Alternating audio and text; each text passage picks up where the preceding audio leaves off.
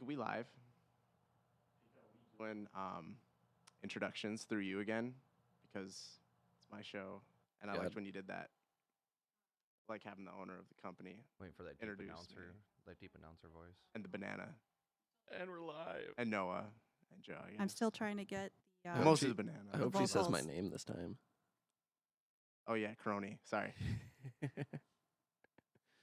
So we've got today for our 32nd Sunday showcase, we've got Noah Thul. We've got Joe. What's your last name, Joe? Kemmerling. Emberling. All right. Yeah, I jam with these guys all the time. Great musicians. We've got a banana. That's Cleavon. Excuse me. You're gonna save. We've the best got the for last. system here with us. Right. It's not just a banana. This is Rick Williams' replacement, as Rick Rhythm Williams is not with us today. His suspension's over though.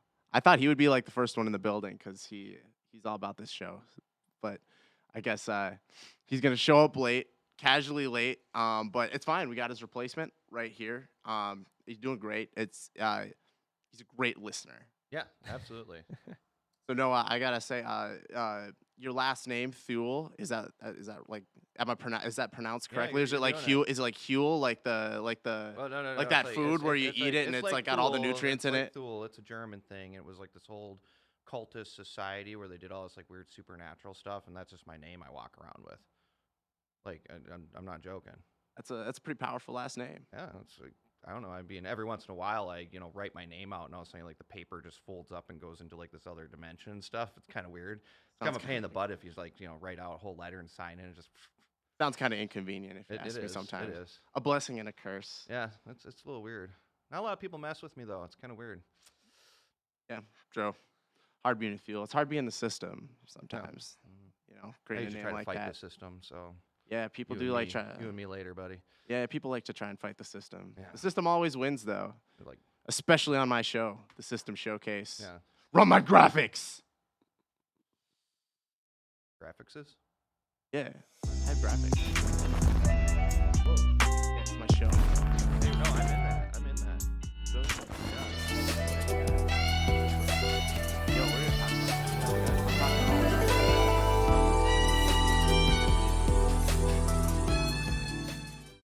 well, you're that's Oh, that that's wasn't it. big. That's big news Yeah. because the original intro. If he wants to play that one too.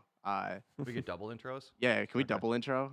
Can you show like Double the intro. other Prince intro? Double intro. Just do the whole It's show like important. that.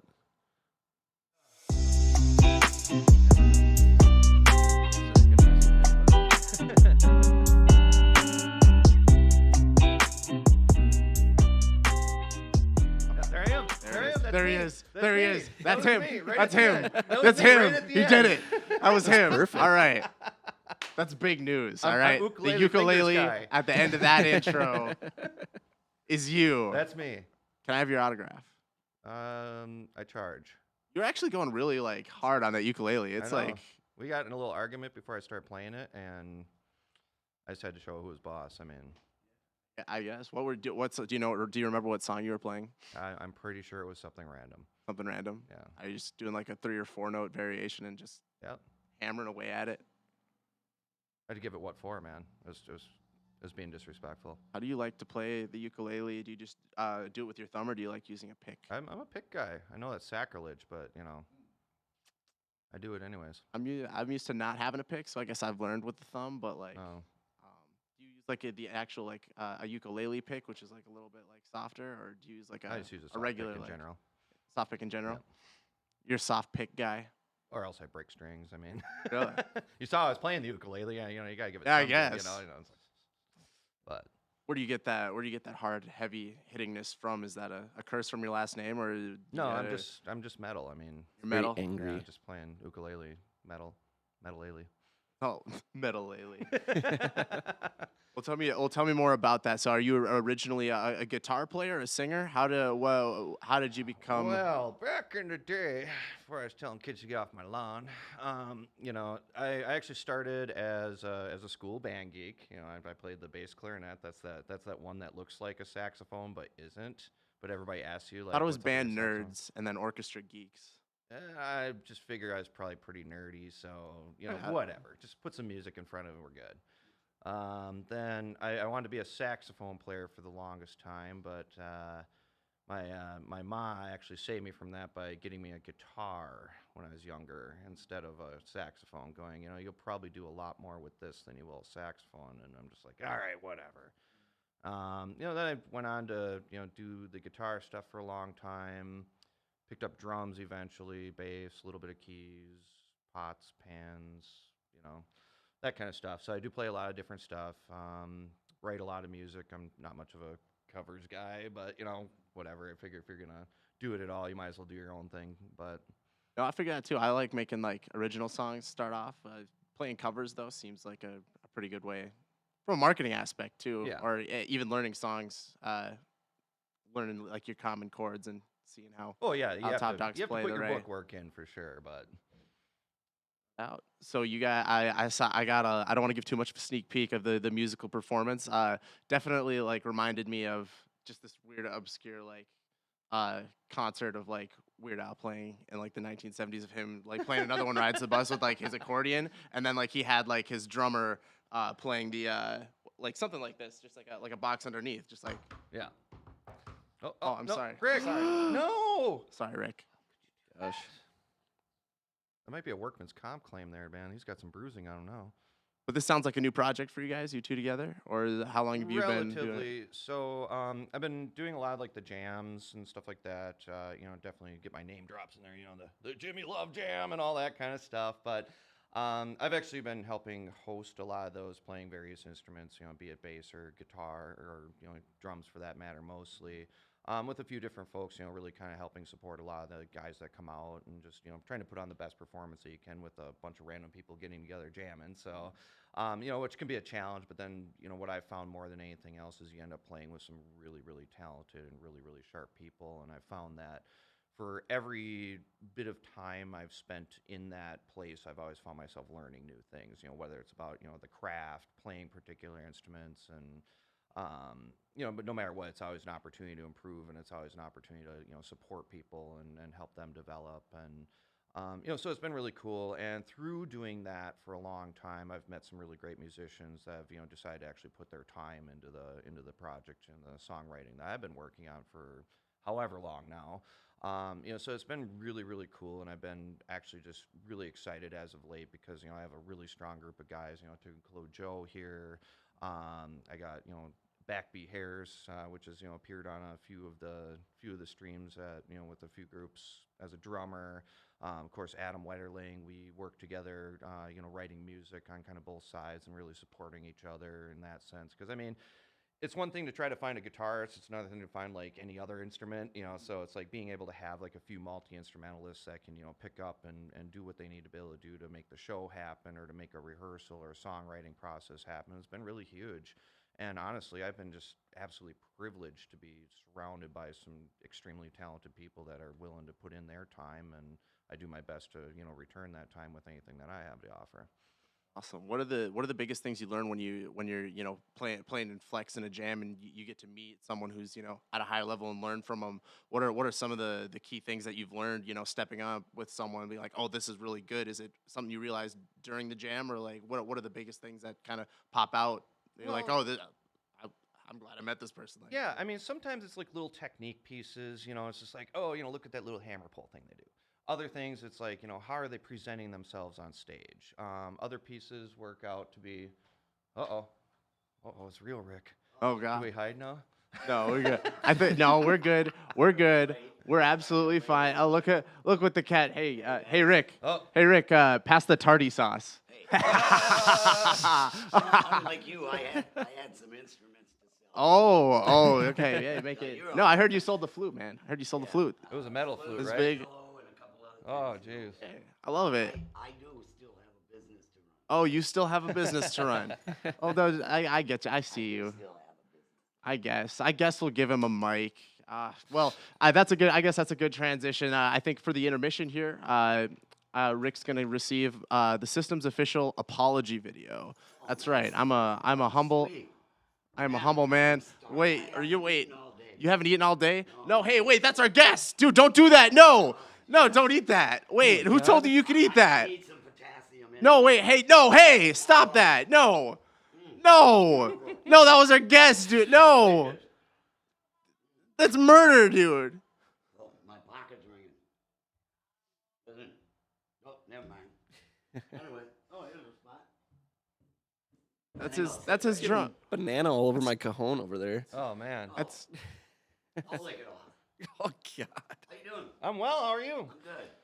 I saw you here just a couple weeks ago. Yeah, it was pretty violent last time. I'm a little bit We're worried. gonna go there. All right. He's everywhere, man. Yeah, I'm gonna go there. Yes, I'm like Savoir Faire. I'm everywhere. Yeah. No matter what. This is a good banana, by the way. Appreciate it. Oh, nice. Anyway, how's the interview going? Everything good? Yeah. So far. Okay, cool.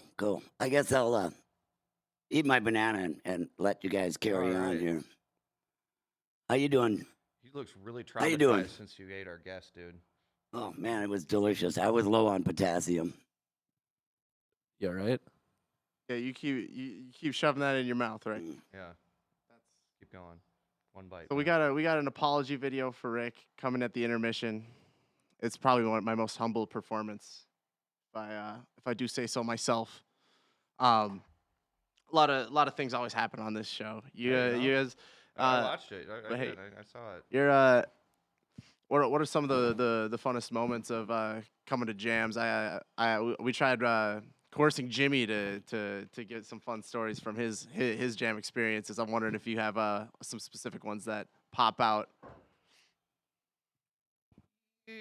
Kinda. I don't know. You get some characters in there sometimes. You got some people that are pretty important. So you got some other people that just really get into it. But I mean, I tend to kind of look more at the musicianship myself, just in terms of that. Needless to say, you get some great performances. You get your occasional train wreck, mostly out of me. But that's clearly beside the point. But no, it's always a really wonderful time. And as I was kind of saying a moment ago, I mean, there's a lot to learn. Sometimes it's those little details. Sometimes it's that presentation, and other times it's just simple things like how to communicate with a bunch of guys that aren't necessarily expected to know what the heck's going on. But I think some of the best experiences have been when I got some of the folks I've been working with me, rehearsing with me, and we go up and play, because I kind of feel like the quality of the work that we put in, it feels like it's really showing, because it's like we're able to do some of those cool transitions, we're able to do that stuff, and just knowing that everybody knows what's happening next, and we can just feel free to actually have some nice creative stuff rather than being kind of stuck in like a simple space. So that's what I think is the best experience, or the most rewarding, and probably where I've learned the most from as well. So So what's a successful summer gonna look like for you two as a band? And you could go beyond jams with that. Just how you want to live your day to day over the next couple months. right now, I mean, I gotta say, I draw a lot of inspiration, from the work that you guys have been doing, that Pika's been doing, with the music shops, and kind of creating like a scene for us, somewhere to kind of exist and get out there, and just be a part of something. It's like, hey, it's about these guys for a minute. We're just basement bands and stuff like that, which is really cool. But I guess our goals, or at least what I've been really targeting in on, is creating a really nice space, so that when we're doing, because we're looking at getting into like a lot more streaming, solo acoustic stuff, with myself, with the groups, doing like full band streams. We're thinking like some different formats and stuff for that. And then I've also been speaking with a few folks for like guest spots, and just really trying to create like an online presence, so hopefully when as life is getting back to normal here, we can be out there and be ready with a fan base. It's like, hey, we're playing this place, we're ready to go. And what I'd really like to see, towards the end of the year, would be to actually like book some of these places, with a few bands, and get a dedicated audience out there, getting outside of your standard bar scene, that kind of stuff, and actually going to a place that embraces and wants your brand, along with an audience that wants to be there, and that kind of thing. So that's, if we can get there sometime this year, that would be definitely a huge benchmark for success. How do you think of your brand and your outreach in terms of you yourself as an artist versus getting yourself out there as a band with you in the front, like just you versus marketing band? For me, I kind of feel like as like the songwriter guy, well, at least in part, not that other people don't contribute to it, but it's, as kind of being that primary force, I feel kind of obligated to be able to carry it, whether or not I have a group with me. If I have a group with me, I look at it as an enhancement to that. But the reality is it's really not about me. It's about the music that's happening, and it's about the people that are there to enjoy that with me. Pika. Do we get the Pika cam? Yeah, where's the Pika webcam? Where's the Pika webcam? Oh. I love it. Wait a I love minute, how Show you're up. all the way in the corner over I had there. to show up. That's all That's- right. Hey, you want your friend back? I got your friend here. Oh no. Oh no. It was delicious. Don't bring that. Here, Are you I'm gonna- still are you mad. gonna- I'm still mad at Are that. you gonna wear it now? no, I'm gonna give it to Drew. So- It's There like you a go, hobby buddy. now at this There's point. your chum back. Just threw his corpse at you. That's good. That's what happens when never mind. I'll eat it up. I'll chew it up. I'll give you back the skin. Pika, you hungry? Okay. Well, Enough monkeying around now. Can we get back to the interview? all right. Well, marketing, putting yourself out there as a band and as a solo performance, that's something I'm always thinking about as, someone, pro wrestler turned musician turned maybe professional wrestler, maybe turned, putting yourself out there, creating content, marketing yourself. That's a worldwide thing. That's something everyone is thinking about, even if you're not a musician, even if you're just making something, you're starting a business, you want to be getting yourself out there, creating posts. What are your number one obstacles that come to your mind when you're thinking about that as everyone is and trying to put themselves out there in the 21st century on social media? Well, I mean, really, it comes down to the competition aspect of it. I mean, there's just so many voices, so many, things that are all pushing for the same little chunk of space out of a moment of a day's, person's day. Just really trying to weave through that and, create something that's consistent but unique. And I think that's really the key, and just really having that confidence in your product and being able to do that kind of, to be able to put it out in such a way that's interesting. And I've really been kind of looking at how it's really evolved. I mean, the concept of going out there, touring all over the place, getting signed by a record label, I kind of feel has really suffered like a huge paradigm shift in the sense that it's like everything is self-made now. Yeah. Everybody is sitting with more power and knowledge either on their desk or in their pocket through a phone that they can really do all this stuff. So now what's kind of a cool opportunity with that is you don't need all these outside resources to make it happen, but it does put the onus on the individual to really truly be creative and to find that way of doing, that entertainment like nobody else can. And I mean, quite honestly, some of my favorite musicians right now don't even have albums or anything out. They don't even release stuff. They just put out, content, and they're fun with it, and they're doing this cool stuff, and it's like you look at them and it's like they got more talent in their pinky than anything to do with. And they've been asked to be with, in bands like Dragon Force and stuff like that, and it's just like, why wouldn't you jump on it? It's like, I don't want to perform. I make my money out of my bedroom all day, True. So that's all it really comes down to. I'm still hungry, man. Rick, that's the least unique thing you could have added to this Yeah, I know, conversation, bro. right? That's good. I love Rick. You got me out on the first time out to the Southdale location, and that was such a fun experience. It was with a full group of guys, and it was such a fun experience because we just got to. I think it was like the first time half of us had left the house in like ever, so we were just like, yeah, we're out doing stuff, and then went back and did it again and held it down on that. So it was kind of like the test your metal moment where it was like, so Noah, you think you can actually hold this whole 2 hours down on your own? I'm just like, well, we're about to find out, aren't we? That's beautiful.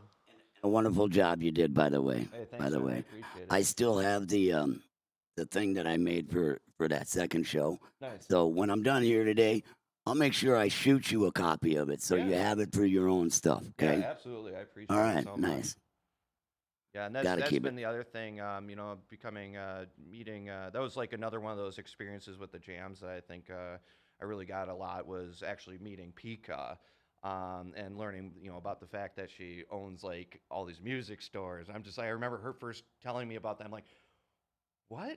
That's so cool. I'm just like, Yeah. dude, this is the coolest thing. And then, down the line doing the showcases, and it's like it becomes like this whole big, brand building thing, scene building thing. And like I'm so happy to be just like a part of that. And it's really cool. So Oh, it's I had my skeptical remarks as well. We had a Pika come in and do a quick interview with me when I first kind of started jumping in doing the podcast. I think we put down we were number 32 today. This might be number 32, yeah, it's 33, something like unbelievable. that. Yeah, you'd be a good one to confirm that with, Rick. Yeah, Do you yeah. remember what you were when you started in quarantine? Because you probably started right at the beginning. I was number 13. Number 13. Yep. Number 13. Yeah, Good old number lucky number 13. Yep. Now wait, this is his third. This is his third. third? now. Oh, no, Okay, I was beautiful. at Maplewood once too. Oh, So I got the 4-pack Good luck. now. Ooh, the 4-pack. Yeah. They said He's they starting to give me chase a Ron. discount card since I'm doing this for the You fourth might beat time. Dylan to the 5-time club. Yeah. Might beat Dylan and Ron. Wait, Ron might is probably already at 5. believe is at 5. Dylan's at 3. Dylan's at 3. Okay, Two. we're thinking about doing like an SNL thing, where if you come here about 5 times, we'll give you like a robe or something. Your Just own get to be custom. like Like, just get to be like a host at that point. You get to sweep the Yeah. floor. Well, We get a gesture hat for him to wear for well, the if day. you become a host, Rick gets to eat you. So. Oh. I'm not sure if I have a problem with that. I don't know, man. I'm not very big on tossing salads. Oh no. He's like comes in here talking about salads and bananas and stuff. It's like, Oh my jeez. gosh. Well, I guess we can't put this one up for kids anymore now. can we? Oh my Well, gosh. it's all coded, so My gosh. Well, yeah, I mean, I jumped in, had my skeptics as well with you. I asked Pika straight off the bat, a music store, it sounds like really tough. You must be really struggling during quarantine. It's like, no, we're selling, like, you take the fact, it's really nice having brick and mortar stores around here. You love having, like, all these, like, I love being surrounded by all these electric guitars and ukuleles Oh, and yeah. woodwinds instruments. It's like an office only, like, with just, like, a million toys to just, like, tune and play around with Oh, and everything. absolutely. But it's not just brick and mortar, it's 21st century. There's Facebook Marketplace, eBay, all these tons of online sources to, make a living hustling instruments, selling instruments, and as long as they're quality. yeah, we got Reverb an as account, well. reverb account too. Amazon, Well- if you can get through all the compliance, And I think I would argue too that you have so many people that have such limited mobility at the moment. What's more perfect than taking up something like an instrument, something where you need that time, where you need a little bit of that seclusion to hone your craft and and develop that. So I could definitely see some huge opportunities there. It's like, hey, why sit there and stare at a wall when you can stare at a wall and play a guitar? Well, music is absolutely therapeutic. It is for me. I yeah. used it to get through quarantine. Rick, I'm sure you've played your harmonica blues from time to time. Ain't nothing like the Those blues. jailhouse blues. Ain't nothing like playing the blues when you're strapped and trapped, man. Let me tell you. Would you say that your quarantine music has changed in terms of genre or styles as opposed to your 2019, 2020 Noah music? So I actually found where a lot of people felt like they were kind of cut off from everything. I actually turned it into an opportunity because I think there were like a lot of nights where I'd either be going out to jams or just going out and just not focusing on the craft, so to speak. To really turn around and be forced to take that time to perfect some details and to really do that. And also, I think it's like the first time, like early March last year, I actually did a few just solo streams. And it was great because I had gotten a really strong reaction out of that. And I was scared. I was sitting there like, okay, do I hit the stream button? I was sitting there like for like literally 15 minutes. trying Facebook to- stream? Yeah, trying to hit this button. I'm like, everything's ready. I've been testing it for 2 weeks. And I'm like sitting there for like 15 minutes, like, okay, I gotta go check this. Okay, I gotta go check. Oh, is my guitar in tune? Because I was like so nervous about it. But then it was like it ended up like being such a great outcome, and I gotten so much engagement with it. It's like I had a bunch of my friends that hadn't seen me in ever. Here I was on camera for them to look at me and do all this stuff. And here's what I've been up to. Here's what I've been doing, and it was awesome. And I think had it not kind of been for being forced into a space that I don't think I would have taken that time to do it. And so I kind of took it as, I've never been really one of those people to be like, oh my God, the world around me is preventing me from doing what I need to be doing. I'm kind of one of those, okay, stuff sucks, but we can still do this. Oh, definitely. I got it. This might be a very broad question, but I'm very interested to see how you guys would how you'd answer it. When you're listening to music, how does music provide value to you? It's a lot of feeling, I mean, in the sense of, it depends on what it is. I mean, like I love like some really funky stuff. I love some really heavy stuff. There's a lot of like really nasty electronic stuff that I love, and I do a lot of, a lot of different genres myself through electronic and live music. And what I really look at is, I look for things that are, well thought out, those complexities, those nice, stacking things. But at the same time, I like really simple stuff too. It's just like, does this feel good? Or you get the, in the debate, it's like, is it the gear that makes the musician or is it the musician? Because I've seen some really great players take, the crappiest instruments and turn them into something like really awesome. Whereas I've seen guys, haul in like $10,000 worth of guitar and it's just like, ring. It's like okay, So it's really it's really just about stuff that's thoughtful and well executed, and yeah. I'd say with music, like pretty much any form of art, it's really about bringing out emotion and making someone actually feel something when they're listening to it. And I think Noah does a great job of that with his songwriting. It's really good for it. I think about that too with music. It's kind of a right place, right time, but turned to the max. Like some songs I listen to, and it's just basically a time portal back to a very specific Oh time yeah. in my life. Um, and I always think with music, it's kind of like you just have to be that right EDM song on the ride home, or that right love song, or that right calming song when you're going through anxiety or things like that. Yeah. Hitting it at the right time, and then it's like boom, it is stuck with you forever, catching you. Yeah, in that when you're in the right mood for it. Is that kind of something you're focusing on when you're creating music, going live? Like, hey, this is my genre, so I'm kind of trying to enter this into people's lives at a certain point when people are feeling this way, or is that something maybe a little too deep to think into? You're just trying to click Well, the play button and play live. see, for me, what I do, I honestly do it for me. I do it because I like it, and I have songs that trigger very very strong emotions as I play them, as I listen to them, and they're fairly abstract in the sense that I never like being direct in lyrics or anything like that, but they are about like specific experiences or specific people or things that people have taught me, and how I was able to understand and bring it into my own zeitgeist, if you will, just in terms of how I understand and interpret and navigate the world. These are all those really pivotal things, and every song that I put work into, I mean, it really means something a lot to me. And I used to spend a lot of time worrying about if people would like something I'm doing, like other people, or, if people thought it was cool or this or that. And I found that when I was trying to do it like that, I was trying to please like everybody, and I could just never do it. It's not that any of it wasn't ever decent or good, it's just that it just wasn't honest. And I think over maybe like the last 3 or 4 years, I found just really focusing on what I like. And what I found in doing that is that other people actually like what I like. So that's been the big thing. So I just try to do that as well as I can. And then all of a sudden I find that there's other people that engage with it. And, because it's like a lot of people like French fries, that kind of thing. There's going to be other people that like French fries, not Yeah. everybody, but, it's a thing. So I figure if you kind of treat music, not necessarily like greasy French fries, but in the sense that something that it can be palatable and likable, there's going to be other people that like it. And those are the people you have to find, and those are the people that you build your audience off of. So tell me more about what you like. What's your French fries? What are the French fries of your music? Well, definitely that funky stuff. I like, Funky stuff. I do this thing where I write in major chords, but it's like this really melancholy music. Okay. So it's just like it's kind of like weird and misleading in that sense. But And then yeah, it's just it's got to be interesting. Like I'm a big guy for like doing weird chord voicings and like those drones and just being really rhythmic and to try to put as much dynamic into it. But yeah, it's that feel, man. It's that groove. It's all about that groove. I love funk. That's definitely a groove.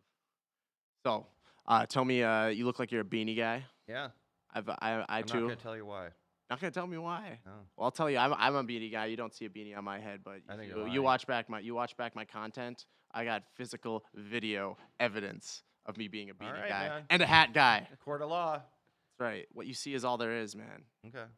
I'm pretty sure I've worn a hat probably over 50% of the time on these podcasts. Someone's gonna have to go back. We'll make Mitch go back and see how many times I wore a hat on the show. But usually I wear the beanies because you get into that phase of growing out your hair. I don't know if you got a man bun back there, if you're or if you're No, if I you're got the opposite compensating of for that. some. You got the opposite going Yeah, on. I got the opposite of the man bun. All right. What's you got a how many beanies you go through a year? Do you got one? That's your brand. This is my beanie. This is your brand. This is The- this is my The beanie. gray beanie Yeah, with the black t-shirt. yeah. It's a blackish gray. It's got a blackish gray musk. Colorblind, that's So, like what. no gray area with you guys here. No, Rick just wanted an excuse to chime in. Rick's got a pretty good hat game on. Oh too, yeah. though. He's fitting in with this top hat. Hey, why don't you tip that fedora for the audience at home? Woo! Yeah. You're definitely not a hat lady. I haven't seen you wear a hat. Good. Yeah, it's true. It's true. You gotta let it go. I'm almost back at that point too. Yeah, getting there. Well, Joe, I wanna ask you the same question I asked Noah earlier in terms of getting bands. When you're not busy wrangling Jimmy and taking care of him. What are some of the favorite things that you kind of glean when you're at these jams playing with other people? It's just a great opportunity to meet a lot of good musicians, talented musicians. I don't know if there's, I guess a lot of what there is to learn is about just kind of really getting the feel for different styles of music and getting to kind of, it puts me out of my comfort zone a little bit because it's not the type of music I would typically play. A lot of it's more bluesy, or sometimes we'll spend a night playing a lot of country music, stuff like that. And it's just stuff that I don't play on my own. So it's a good way to just kind of push myself, I guess. Definitely. So when you guys aren't playing music, you guys hanging out together or doing things. What kind of hobbies are you doing, and what kind of 21st century hobbies are you taking into summer here when you're not playing? I'm going scuba diving next weekend. Yeah, he's a lot more diving, interesting yeah, than I am in that'll that be fun. thing. Scuba diving? Where at? I'm gonna be in La Jolla, California. La Jolla, California. Yeah. Are you a big scuba diver? No, I haven't done it in 9 years, so Crazy. I've never gone. Is that like snorkeling, or is that a different kind of thing, where like you're it's completely like underwater? fully underwater. Fully yeah. underwater. With Air animals? tank and everything. With animals, or are you just like There'll probably be some animals, maybe some sea lions if we're lucky. That'd be cool. what do you do that's not as cool as scuba diving? I just pretty much draw pictures for a living. Draw pictures? I draw pictures for a living. Graphic arts? Yeah, user experience, that type of stuff. I'm a consultant as a day job, so to speak, and So you take in like the UI aspect of things, Yep. like on a website. Mhm. Cool. What's your opinion on NFTs and being able to take that art and starting to sell it online? For I don't know if you're too into that, but essentially it's kind of closely attached with crypto. But Oh. people are kind of selling art online with Yeah, some I authenticity to it. This is like the only piece of art. I own this. I bought this. yeah. I don't know. I honestly really haven't looked into it very much, so for me to have like some poppy answer about it, I guess I really don't have an opinion. I mean, Will, when I first heard the news on kind of that, I'm just like, damn, I wish I was a better graphic artist, or I gotta expand my repertoire beyond Canva here with my art. If I can make a pretty dank meme and sell it to someone for a zillion Well, Dogecoin. maybe there's a. That sounds maybe like there's the sounds maybe like the there's wave. some, what's a billion Dogecoin, like 3 cents? Something like that. Well, hey, it's rising. It's rising. I think it's still like under a cent. Hey, but hey, Noah. I do have some connections in the graphic art world All right. and stuff, ways to market what you do. Yeah. So you get a hold of me after the show sometime, and I'll see what I can do about lining you up with some good connections in Oh, that I area. appreciate that for sure. And we'll All get you right. pushing forward. Rick is so generous. You know. I Can love I Rick. can I I kind have of miss this Rick, but kind of ate the other Rick? I like this Rick. yeah. So We went from Banana Rick to Pickle Rick, and now we're we're gonna have to have a moment of silence for Rick to start the musical performance. Make sure you. Play taps. yeah. So you guys are big into the jams. You got I hear you big into the Jimmy Love Jam. Yeah, we do that one. We do. I forgot to actually mention this one. I probably should have, but right now the project that I guess I'm kind of spearheading. We call ourselves. Huh? Shout out to Jimmy Oh, he's Love. watching. Shout out to Jimmy. What's up, buddy? Yeah, he came jammed with us last night. It was fantastic. Um, but yeah, we do have a band going. We call ourselves Not a Number. That's kind of a nod to my programming nerdery because yeah, but it's also I love got it. that underlying political message. Like we're not a number. You can't make us line up and eat Soylent Green or something. I'm not really sure what it means, but it just sounded snappy and nerdy. So I've been just going with it. I like it. Makes you think. Yeah, it should. I don't think there's a lot of that going on these days. It's pretty hard to have your own sentient thought when you're on this a lot. Which is kind of something I think about a lot. That where I just pull mine out of my ear and go, yeah, it's been in there like the whole time, you know. Well, I got the cell phone Deep in your implant. brain. Yeah. Just don't go Apple, man, because when they go into obsolescence or whatever the word is, they actually really have to cut out like a big chunk of your brain to get that out of there. So go with something that you can upgrade the individual components of, kind of like a desktop computer sort of thing. But yeah, Yeah. My Don't brain's go battery life Apple. is going down quite Yeah. a bit. Well, I think I'm a Yeah. couple years out before I like kind of upgrade myself. Get Yeah. like a new chip implanted into me, and like get like the Google Glass Yeah. inside my eyeballs where I can just see wherever. I'm sure that'll be a thing in a Mhm. couple of years, 10 Absolutely. year, 2 years. Yeah. Technology's moving fast, man. Oh yeah. That's where I would go with this. If social media is hard, we're trying to make tons of posts to get ourselves out there. There's also just the thing of looking at your phone 10 hours a day. Is that a day to day you want to look at? Hustling Instruments making posts. I need me some dank memes. Indeed. It's a vice, man. Oh yeah. Well, and they do kind of program that stuff to be purposely kind of get some patterns going with people. So Yeah. be wary. Well, of people those, like those patterns. applications. Well, it's not good patterns. Yeah, the patterns can get out of You got any control. tinfoil in the back there, Pika? I need some for a hat. Patterns.